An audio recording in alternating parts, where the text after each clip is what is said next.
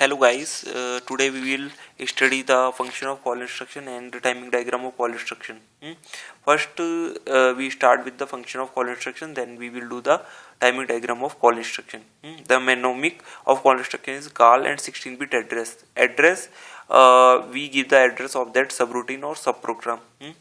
It consumes 3 bytes. 1 byte is for call instruction for opcode, and other 2 bytes are the address of that subroutine or subprogram. It has 5 machine cycles, and 5 machine cycles contains 18 T states. Then what a call instruction do? The instruction is used to transfer the program control to a subprogram or subroutine. The current contents of PC are pushed onto the stack. The stack pointer then it is decremented by 2.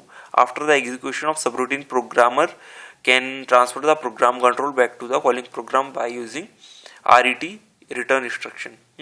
Let us take a example of call program. Let we store the opcode of call at in C006H.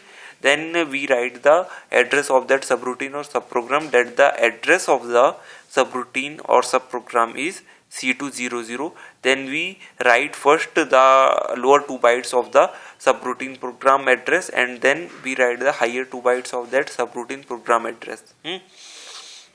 Let we store let we store at C007 at the lower 2 bytes of that subroutine program address, and at C008 we store C2. Then we will continue our instruction from C009.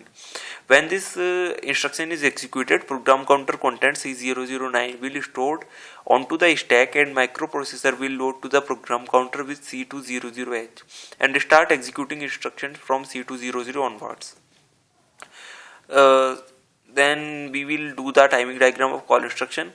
First, we should know that the timing diagram of call instruction consists of following machine cycle. First is opcode fetch, then memory read, then again memory read, then memory write, then again memory write. So the timing diagram of call instruction consists 18 T states. This is the in the call instruction, opcode fetch cycle has 6 T states. Then we will see that what these cycles actually do.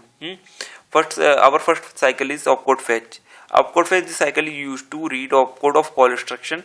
The opcode of call instruction is CDH. Then memory read. Then this memory read is this memory read cycle is used to read the lower bytes of that subroutine program address.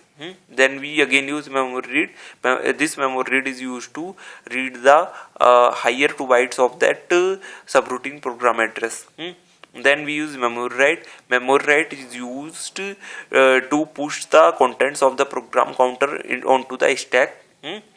So first we write the higher 2 bytes of that program counter onto the stack. Then we again use memory write to push the lower 2 bytes of that program counter onto the stack. Then we will see the timing diagram of call instruction. Here you can see that in call instruction the opcode fetch has 6 T states, and then memory read has 3, and memory write also has 3. First, these are the higher bytes of that address, and these are the lower bytes of that address. This is input output. When we are dealing with input output, then this signal is high, and when we are dealing with memory, then the signal is low. Then there are read signal and write signal. Read signal is low whenever we are doing any reading instruction, or when we are doing any read operation, and this write signal, it is low when we are doing any write instruction. So these are the status bits, and at opcode fetch these values are 1 1, at memory read these values are 0 1, and at memory write these values are 1 0. So here we stop our discussion, and thank you for hearing me. Thank you so much. Bye bye.